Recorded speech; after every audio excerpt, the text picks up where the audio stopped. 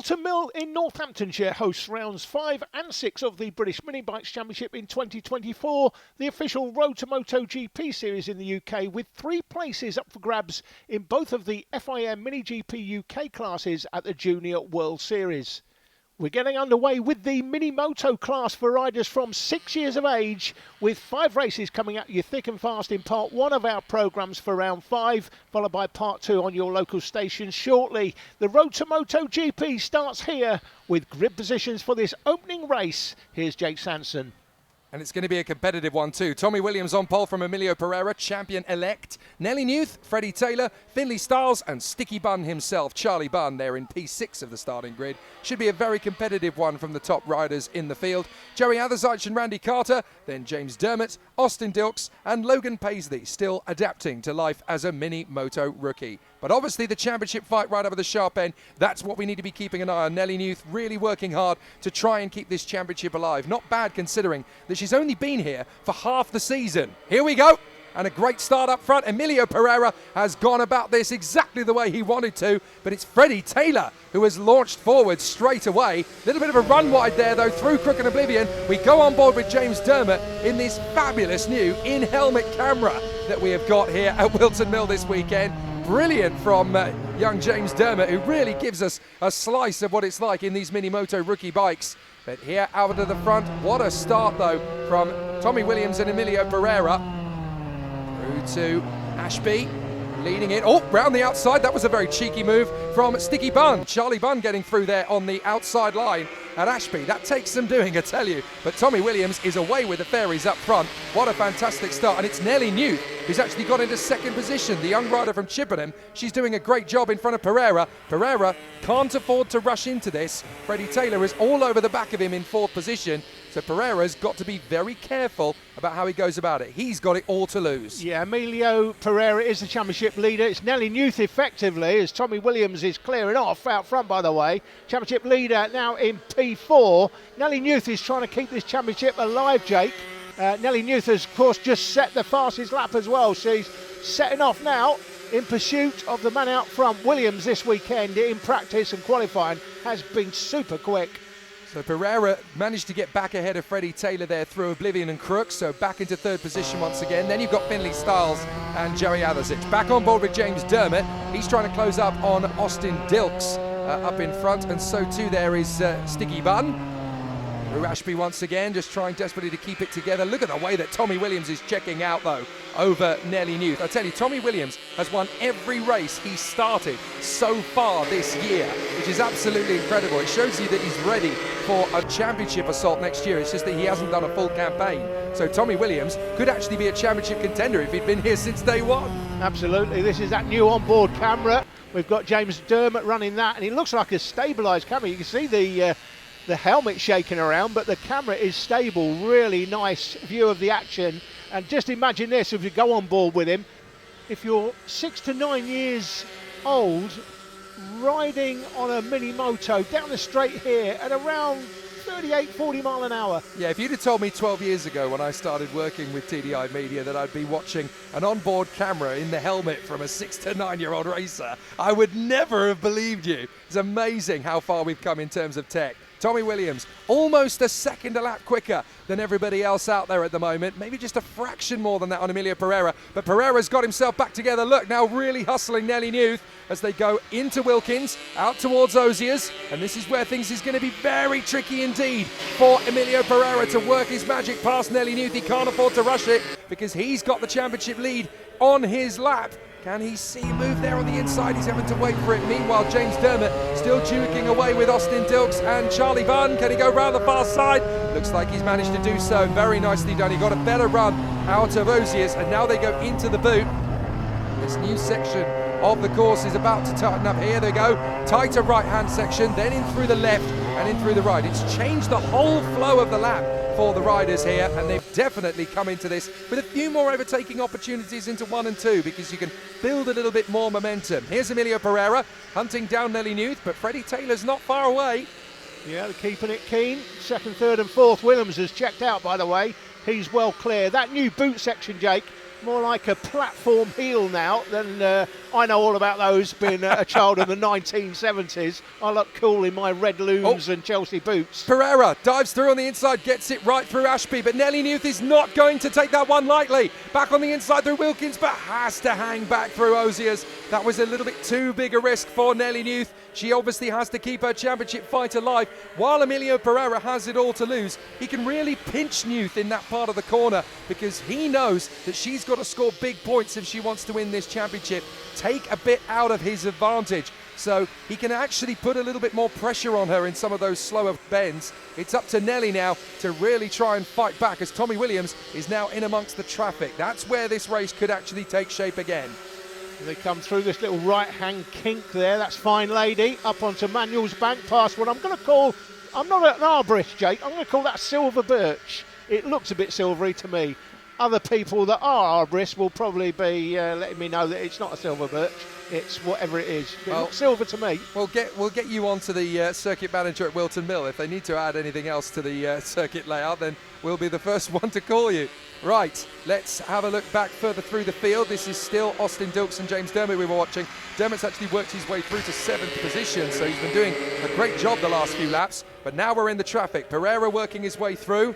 Nelly Newth trying not to lose ground here to Freddie Taylor, as that's Logan Paisley they just need to get out of the way of, and that's a really tricky element to these races. You don't get this in Grand Prix very often, of course, but once they get to MotoGP, having that ability to be able to work through the traffic could actually come in very handy. Yeah, the traffic really is where you win and lose races, there's no doubt. And don't forget, Jake, no blue flags in this class of racing either, so they've got to manoeuvre past the back markers when they come across them. And we've said before, I know you said on the weekend that it's all about learning, and there's no club racing in mini bike racing.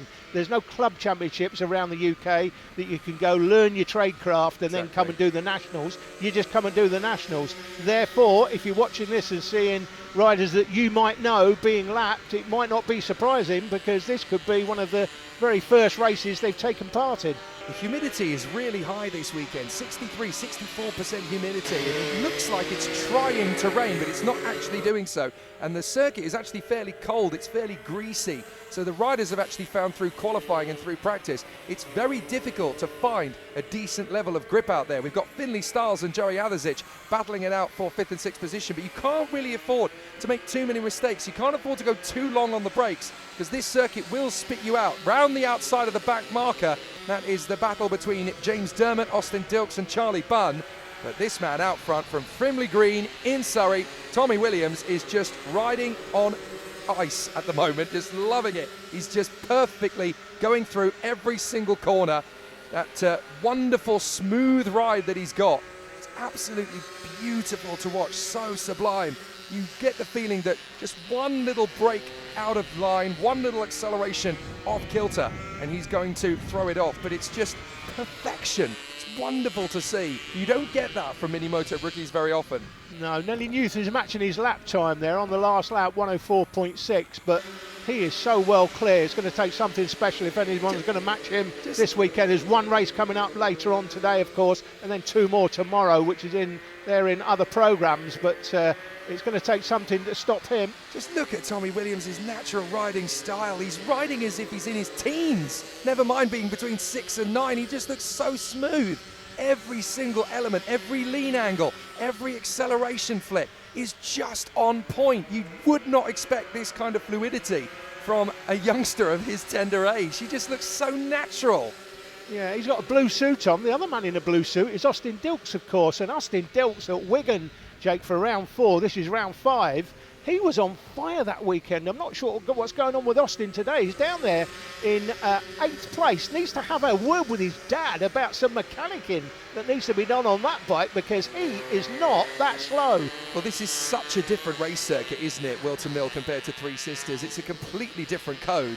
And the thing is, with this circuit, yes, you do get some straights, but there are so many tight twisting apexes. Yeah, a lot more technical. It's a very tricky circuit by comparison. You would set the bike up for Three Sisters for full speed, full pelt, good acceleration, short gearing. But this is a very different race circuit. As you can see for yourself, Austin Dilks in the middle of the gaggle here for 7th position. This must be so frustrating for him as we head into the last lap.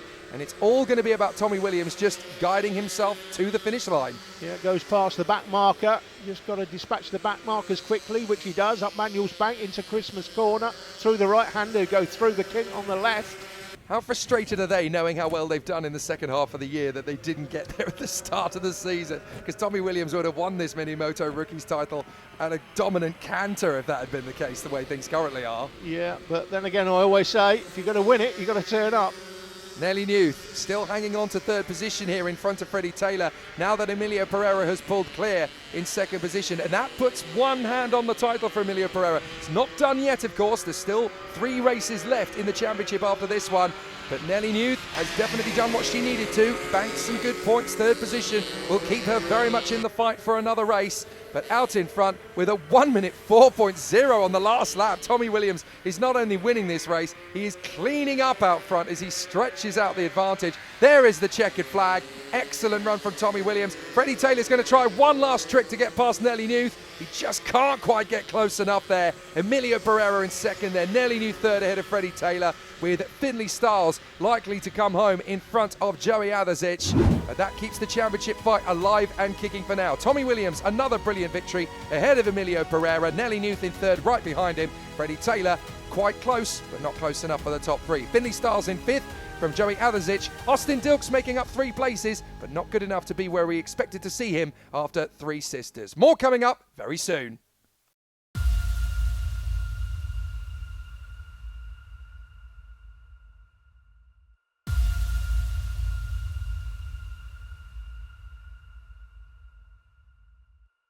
Welcome back to Wilton Mill. It's time for the FIM Mini GP UK 190. What a battle we are set for between these top 3 riders. Henry McCartney, Marco Holt and Blake Wilson. Bring it on. Jensen Bishop, Annabelle McCarthy and Sid Marshall are in the mix there as well. But it's the top 3 riders that we really need to be focusing on. They are fighting for the championship and, of course, for those 3 places in the World Series. Arnie Carr is going to try and fight back from P7. We may not have quantity, but I promise you, we absolutely have quality. These 3 riders are going to be at each other's throats from the get-go. Look at it straight away, and the 3 of them are already at each other's throats as they run their way through Oblivion and Crook.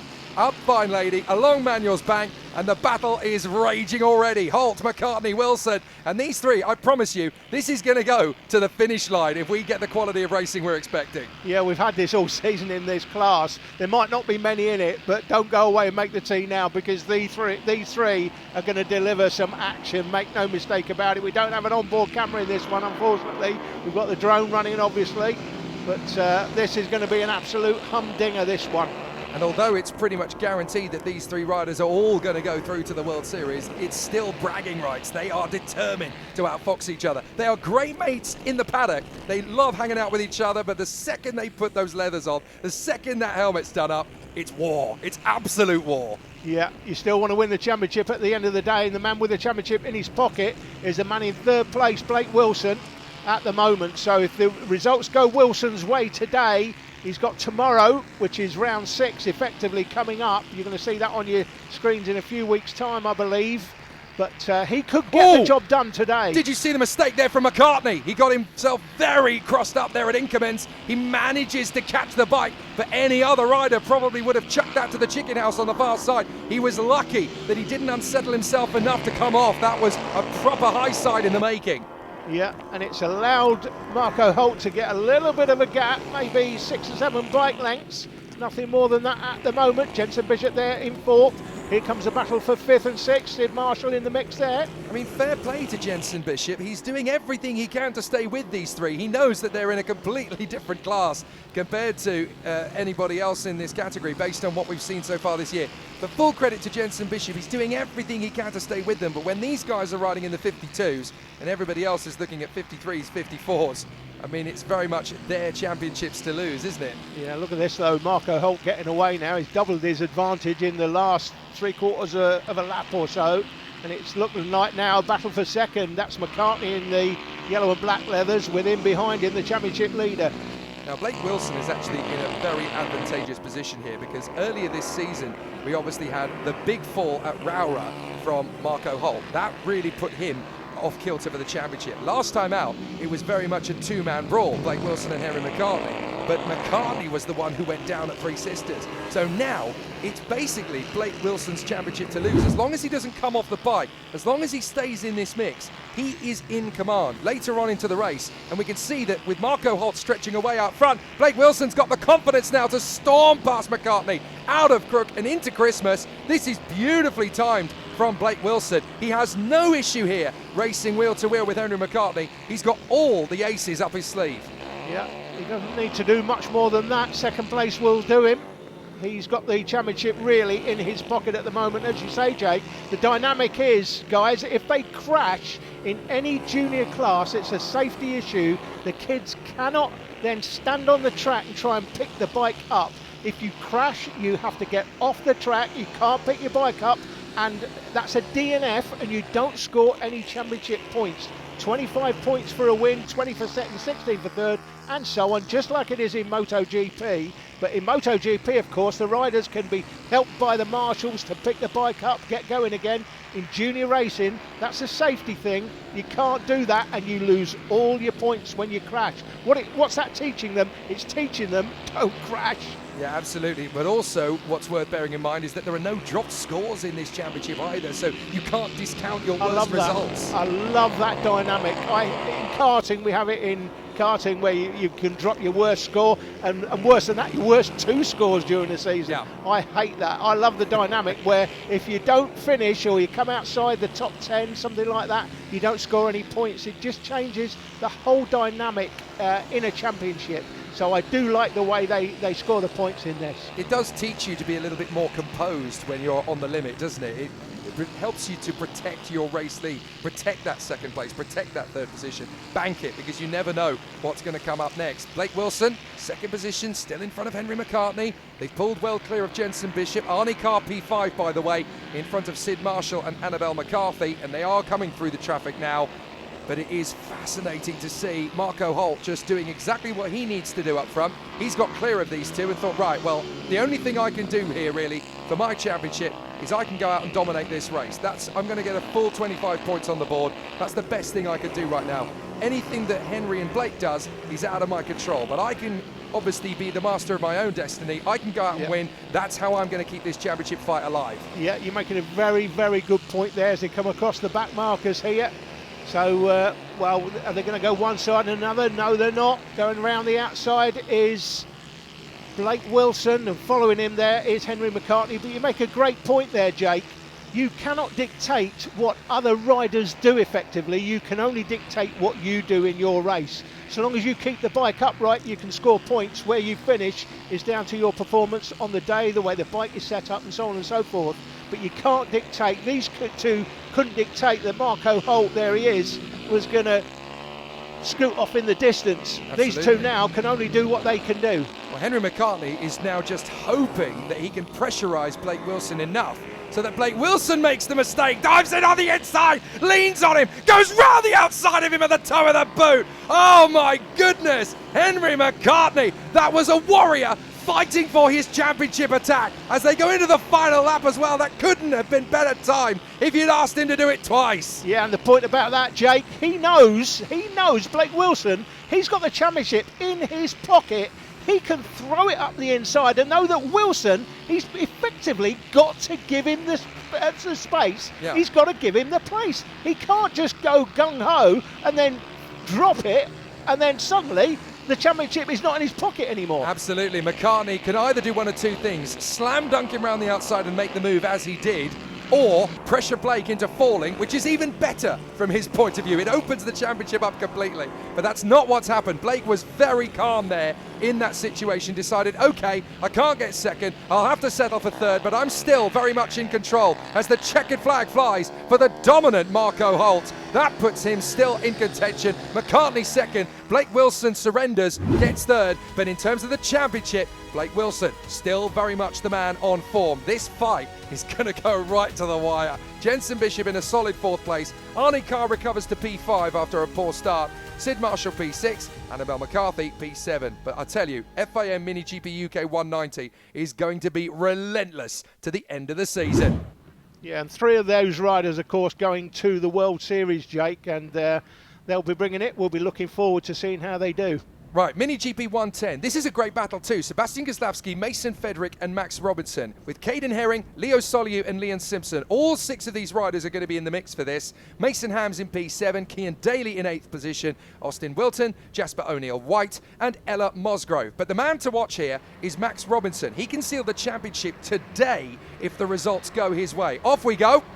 And through to the first corner, Caden Herring getting an absolutely blistering start from 4th on the grid, managing to work his way forward. Mason Fedrick has had a very tricky start to the season, and speaking of tricky starts, well, that's Jasper O'Neill-White. He stalled it on the line, but Mason Fedrick is a bit of a danger man here. He's had a tricky season, but in terms of his points that he's collected, he could actually end the season 3rd in the championship, maybe even 2nd if things keep going the way that he has been able to craft. But honestly, round here at Wilton Mill, Fedrick has been like white lightning. He's behind Goslavsky. Herring is up to 3rd after his good start. Max Robinson just needs to be calm here. 4th position. That's a very strong position to ride from. But look at Fedrick already attacking Goslavsky as Robinson just hustles Caden Herring on this first lap. Yes, Goslavsky is super fast, Jake. So anytime you're on a bike, as we see here, Mason Fedrick on a bike close to Goslavsky, you know you've got some pace. This is the battle for the lead between the two to come through the left-hander at turn 1, right-handed through Oblivion.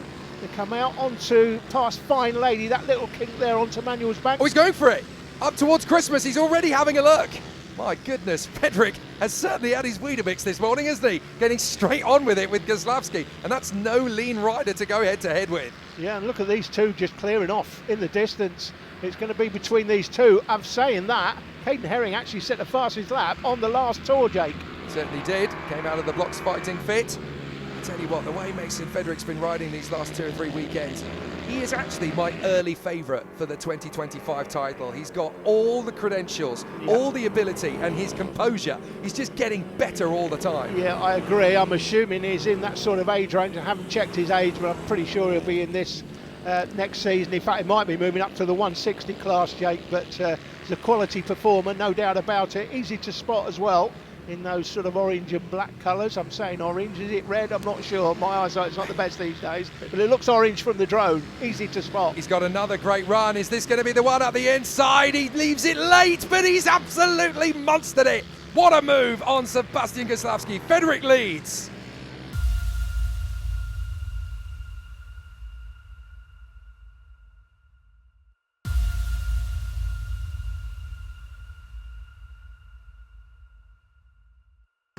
You rejoin us as we watch Caden Herring versus Max Robinson, with Leon Simpson hustling their every move. Now Max Robinson in a good position here in 4th, but he could really do with moving to 3rd, which is exactly what he's unlocking. Out of Crook and Oblivion, up Fine Lady and into Christmas. Max Robinson into 3rd position. A couple of those and he'll be the champion before we even get up on Sunday morning. Excellent run so far from Max Robinson. This is exactly what he needs to become the champion in the Ovale category. Yeah, he's been a class performer this season. He's not quite at the races today. He's well behind the 2 out front, but Robinson, we know, the man from County Antrim in Northern Ireland, is a quality performer. There he is, running P3. Leon Simpson's actually having a go at 4th position now on Caden Herring himself. So Leon Simpson definitely wanting to score big at the end of the season. A little bit further round, and we can see there's still some more battles going on. That's Ella Mosgrove and Jasper O'Neill-White in danger of being lapped by the 3rd place battle. Robinson, Herring and Simpson. In the background there's Leo Soliu we just saw coming into shot. But on the inset there to your right-hand side, you can see how perfect a run Mason Fedrick is having here, and this is absolutely sublime riding. He's dropped Sebastian Goslavsky, which surprises me, to be honest, but look at the lead he's got now. He's so confident here at Wilton Mill, and that's the thing. Certain riders really get to click with certain circuits. You'll get some who love the fast straights and the fast apexes like Three Sisters. We saw a couple of riders really gel with it. But here at Wilton Mill, it's a completely different animal. If you can get this right, then it really does give you such a bigger confidence boost around this place. Yeah, and we were talking earlier about the difference between Three Sisters and here at Wilton Mill. So the fastest part of the circuit here, you'll see later on coming up a race in which we've got the onboard camera with Travis Shaw, and Travis Shaw at Wigan was hitting 76 miles an hour at the end of Conrod Straight. Here at the end of the straight into Christmas Corner, you'll see him hitting something like 55 miles an hour. Yeah. That's the difference, about 20 mile an hour slower on this circuit. Can you believe that these guys are hitting 76 miles an hour and they're not even allowed to ride on the road yet? It's astonishing. Here is Mason Frederick, though, on the last lap, about to lap Mason Hams, but trying his best not to trip over him. He doesn't even have to lap him. He's got a bit of an advantage here on Sebastian Goslavsky. There, for me, is going to be the championship favourite for 2025. Mason Frederick absolutely dominates, and that's what it means to him. What a ride from Mason Frederick. Sebastian Goslavsky in a very solid second place, but Max Robinson, one hand on the championship trophy in third position. If he stays where he is, there's a couple of decent rides to the end. There is Max Robinson. That'll do for now. Doesn't need to get too over the top. Third place is good. Caden Herring, P4, in front of Leon Simpson as they lap Austin Wilton. Well, very happy Leon Simpson. Fifth position, that'll do me nicely. Thank you very much. Love it when the riders give us a little bit of flair over the line. Frederick then 4 seconds clear of Sebastian Goslavsky. That is a coming-of-age ride. Max Robinson third from Caden Herring. Leon Simpson in fifth position, ahead of Leo Soliu. Then Cian Daly, Mason Hams, Austin Wilton and Jasper O'Neill-White completing the top 10 ahead of Ella Mosgrove. In the next race for MiniGP UK 160, the formation lap saw some major drama as one of the contenders for a place at the Junior World Series, Hudson Cooper, went down, clipping the rear wheel of Tyler Humphrey's bike on that formation lap, putting him out of the race, as you cannot recover a crash bike in any junior class. It's a safety issue. That was Hudson Cooper collecting his bike and his kit, thinking, oh, goodness me, out of the race and my chances of going to Spain at risk. However, then came the race, and this red flag incident during the race saw Chloe Gleason going down with Ollie O'Gorman. O'Gorman up, trying to then recover his bike. You're not allowed to do that, by the way. And then he gets a shout from someone obviously off to the right-hand side on the dummy grid, telling him to get off the track, which he does very quickly. That was Chloe on the floor. Fortunately, she would recover. I spoke to her mother after this race, and she reports that she's a bit battered and bruised, but okay. So in the restart, guess what happens? It's a new race. So Hudson Cooper, as you'll see, here he comes, tootling along. He hasn't crashed out in this race. He crashed out on the formation lap the first time round. Therefore, as this is a new race, he gets to take up his original P4 grid position. Bonus points coming for Hudson Cooper, Jake. Can he pick my lottery numbers, please? Because I could really do with some good fortune. That's amazing for Hudson Cooper. What a way to bounce back into it. So we will get started again with a fresh restart. Chloe Gleason will not take the start. She is okay, just shaken, not stirred. But we are underway, and Hudson Cooper is not only able to restart, but he's actually charging for the lead. He hasn't quite made it into second position, but what a fortune. Now he's dropped back behind Wilson Dilks again as we ride on board. Now he's down to fourth position. So I wonder, yeah, he's been able to restart again, but was there some damage to the bike? Maybe he hasn't quite got it together. Yeah, possibly. But of course, the bonus is we get some onboard footage, Jake. MiniGP UK 160 class for riders from 10 to 14. That's what you're looking at, guys. Look, they're all just streaking past him. Frankie Watson's got through. Dan Stevenson's got through. So too has Josh Herring now. This is all going wrong for Hudson Cooper. That fall has clearly done more damage to the bike than he first realised. But whatever, we've still got this battle up front. Tyler Humphreys under some pressure from Wilson Dilks as they work their way through to the end of the first lap. And of course, this is all about composure for Tyler Humphreys. He's already got himself into a very comfortable position. He just needs to keep on riding through. He'll probably secure the title tomorrow rather than today, but it's still all guns blazing between Tyler Humphreys and Wilson Dilks. And look how motivated Dilks is. Oh yeah, here we go from Hudson Cooper. Just listen, it's not quite firing on the way it should be. And Stevenson finishes and gets through. Listen. Yeah, it sounds a bit sick, that bike, doesn't it? But anyway, he's going to score points. That's the point, Jake. If he finishes in, the top 10, I think it is, that score points? It's the top 15, technically Top 15, so he's going to score points. And if he finishes, that's assuming that, but if he keeps the bike upright, he'll score something compared to scoring nothing. So when he went down on the formation lap first time round, then the race started. Once he goes down on the formation lap, it's a safety thing, they can't pick the bikes up, you're out. It's as simple as that. So he never took part in the first race. Then that race gets red flagged early after that crash between Ollie O'Gorman and Chloe Gleason. And then here he goes, let's get back on the bike and take up my original grid position. He's at least taking part, albeit that his bike's got some issues. That is the maddest loophole in British mini bikes that you can possibly exploit, though, isn't it? Going down on the original start, complete new race. Well, I'm allowed to race in this one. Absolutely amazing. Didn't crash in this one, so I can get back on the grid. You saw him lining up off the grid at the start and thinking, is he coming back on? Well, of course he can, because it's not the same race. Well, whatever happened initially, now Hudson Cooper's got the bike sorted because he's all over Dan Stevenson. Now he looks like he's got back up to proper pace again, so he can try and challenge to get into sixth position once again. He's going to have to work hard. Here he is in the toe of the boot, leaning in. Get that throttle up wide and then through this left, through this right. You've got to be so delicate, so careful. It can be so easy to lose the traction. Let's listen in again. The bike does seem to be a bit better. It was hiccuping and spluttering a little earlier. Now it seems to be running as it should do. Up, fine lady. Along Manuel's bank, down into Christmas. That's the Hudson Cooper we know. That's more like it. He's not got a lot of time to try and get back into the top 5, but he seems to have got his mojo back. Now, there's one rider here we need to be focusing in on, and that's Frankie Watson. 3rd position on the 14. He is suddenly really closing up on our leader, who we're on board with, Tyler Humphries, with Wilson Dilks right behind him. This is going to become a 3-bike melee before long. Yeah, and he's got a chance to displace Hudson Cooper for 3rd place in the championship, Jake. If events go his way, and they are going his way in this one, 3rd place, that would do him very handily indeed, putting points on Hudson Cooper. He's looking to take 3rd place off Hudson Cooper in the championship by the end of the season. Now in this class, in the 160 class, only 2 riders go to the World Series. In the 190 class, we've just seen earlier in the programme, it's 3. I don't know why the difference, but there's 2 riders only going. If it was 3, Jake, wow, this would be super exciting this weekend.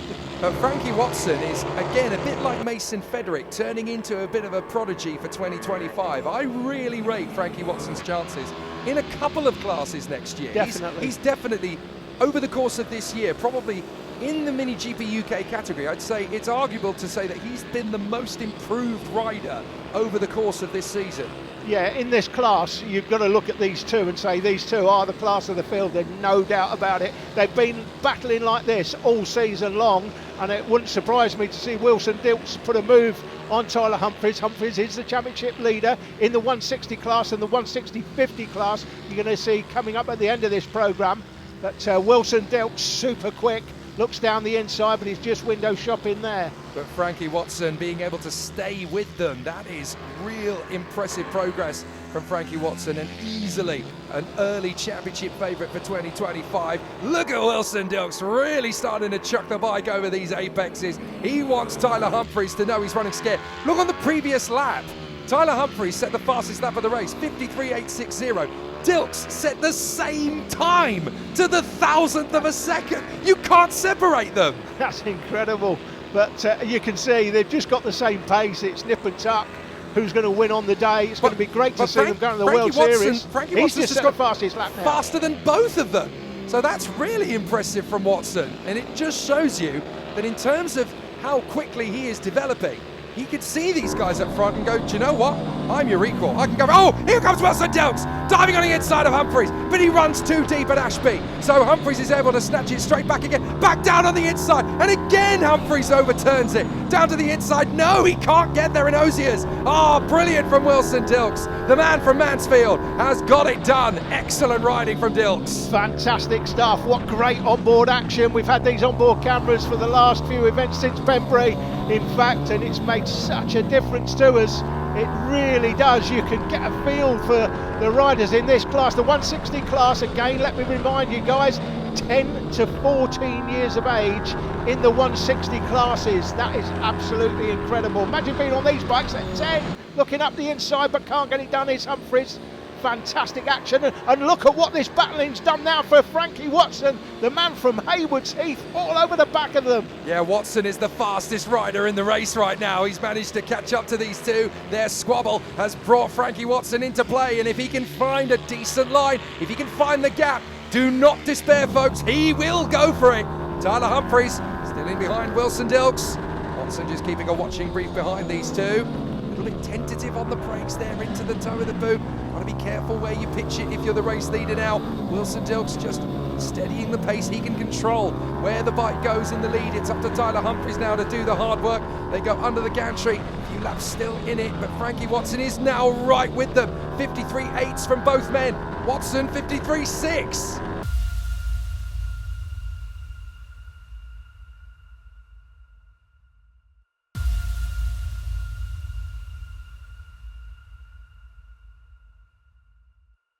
The three-man brawl in Mini GP UK 160 continues. Dilks, Humphries, Watson snapping at each other's throats here as they continue to press on up towards the boot.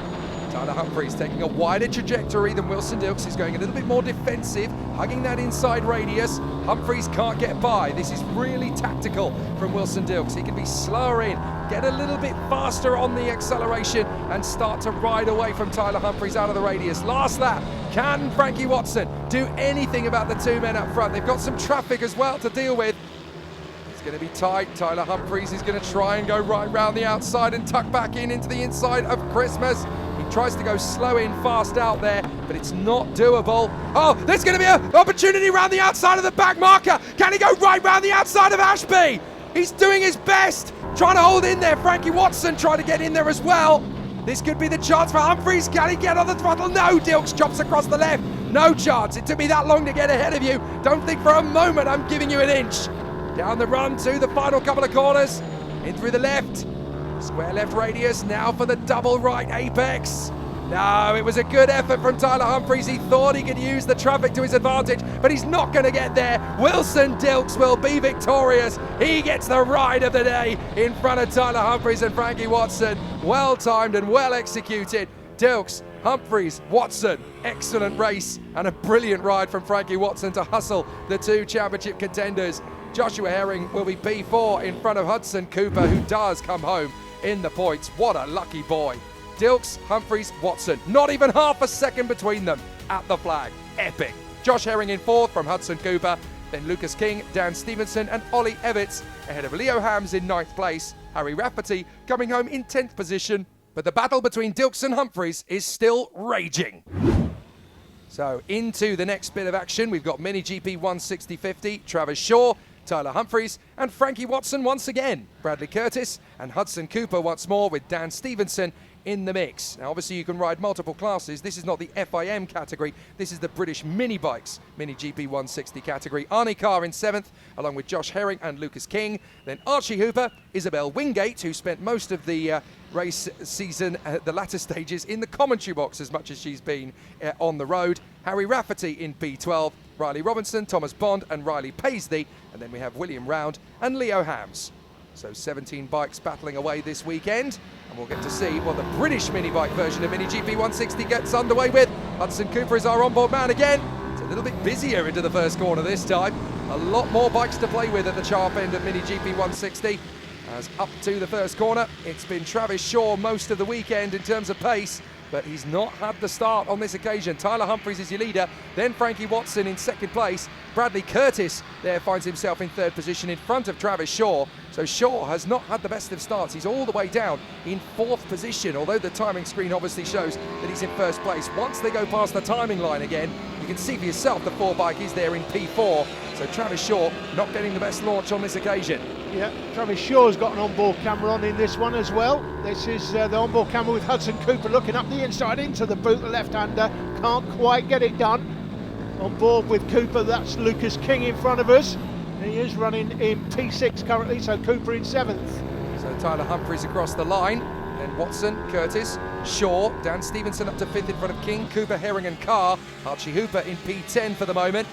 This is such a competitive class that because it's the British mini bikes category rather than the FIM, you've got a lot more riders on the opportunity to move forward. Cooper dives in on Lucas King, gets up at his 6th position. Still trying to get his rhythm together after that fall on the formation lap in the FIM race. But it looks to me as though he's finally starting to find his feet again. Just to come back, you've got a few riders in the mix here like Bradley Curtis and Travis Shaw, who are in the British class, haven't quite been able to make it to the FIM Road to MotoGP. Certainly would be candidates for it next year though. But this is all about development. It's all about learning your craft and finding all of that extra pace that you need to work your way forward. On board with Cooper again, now hustling Dan Stevenson. Through the toe of the boot. On the power. You've got to be so careful when you get the throttle through that section of the turn. And then back on the straight again, up towards Oblivion and Crook, but that change of the style of that final boot section really has changed the way that they carry the speed through. This is the onboard camera with Travis Shaw. Whoa, it's a little bit more racy watching Bradley Curtis because this is on the bike, not on the helmet. So you can see very tricky up the inside though from Travis Shaw. And you actually get a little bit of the data as well. You can see the readout that the riders actually get when they're on the bike. Now, if they've even got time to look at that, then they'll get a lot more information than you used to be able to, that's for sure. And you can tell there the difference between Hudson Cooper's bike and Travis Shaw. You can hear that Shaw is on a 50cc two-stroke bike in this class compared to, this is Hudson Cooper's onboard camera. Listen to the difference in the engine. Yeah, that's the difference between a 160 and a 50cc, isn't it? You really can notice the difference there in pitch. Isabel Wingate running in P12. She is proving herself to be just as good a commentator as she is a rider. If you ever need a backup or a reserve, Alan, we know exactly who to call. Isabel Wingate's turning into quite the little TV star herself. So excellent stuff from her. This is the battle for 5th position once more. Stevenson, Cooper, Herring. Look how tight it is. And you can see that Hudson Cooper's not going to wait around any longer. Launches the assault on Dan Stevenson into Ashby.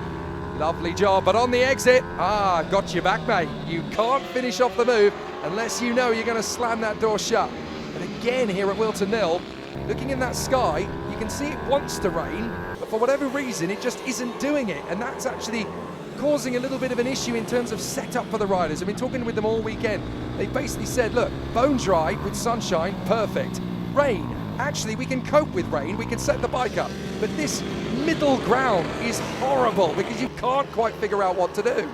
Yeah, you can see from the onboard cameras, it's just cloud cover everywhere today, so you're not sure whether there's going to be any rain. The forecast is possibly later on in the day, but at the moment it's fine. Overcast, cloudy, that's the way we like it, certainly as cameramen.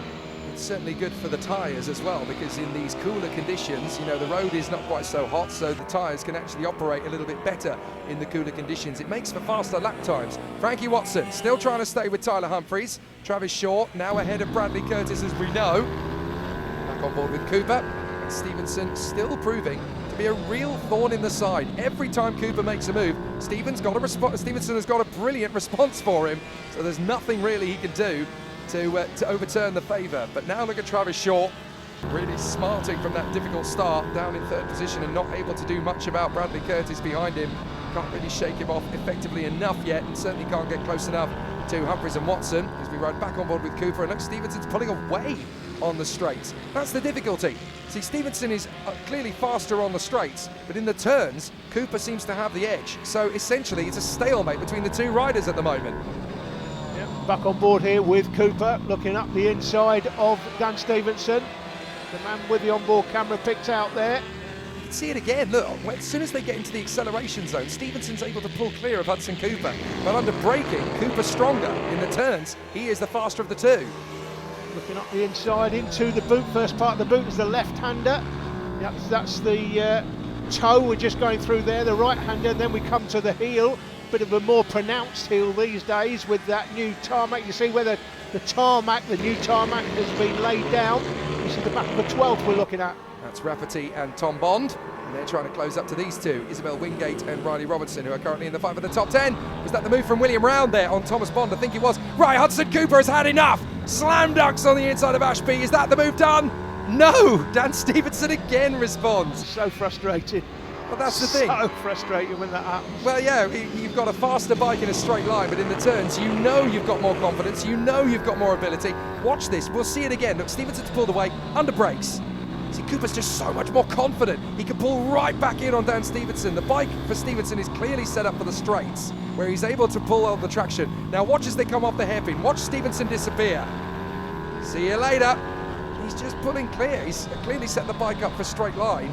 Whereas Cooper is able to actually gain ground on him. This is where Stevenson's particularly strong. Look, you really open up the taps, and all the hard work that Hudson Cooper's done in that one lap is undone. Meanwhile, Tyler Humphries leading the race. This is what it's like in a traffic jam. Yeah, you've got to get past the traffic, and you've got to get past it quickly if you're in a battle yourself. He manages to negotiate and throws it up the inside and gets through the third of the three. Talk about an unnecessary risk from the race leader for Tyler Humphries. That could have backfired horribly as he comes through to complete the lap. But I tell you what, you can tell the kind of rider that Tyler Humphries is. He doesn't mind taking a risk. He doesn't have to, does he? Yeah, he's a no-nonsense rider, no doubt about it. High quality indeed. And all of the other riders without the sort of experience, the riders he's overtaken there, the back markers, they're not as experienced as him. And they are riders that are looking at him thinking, that's what I want to be like in the next year or so.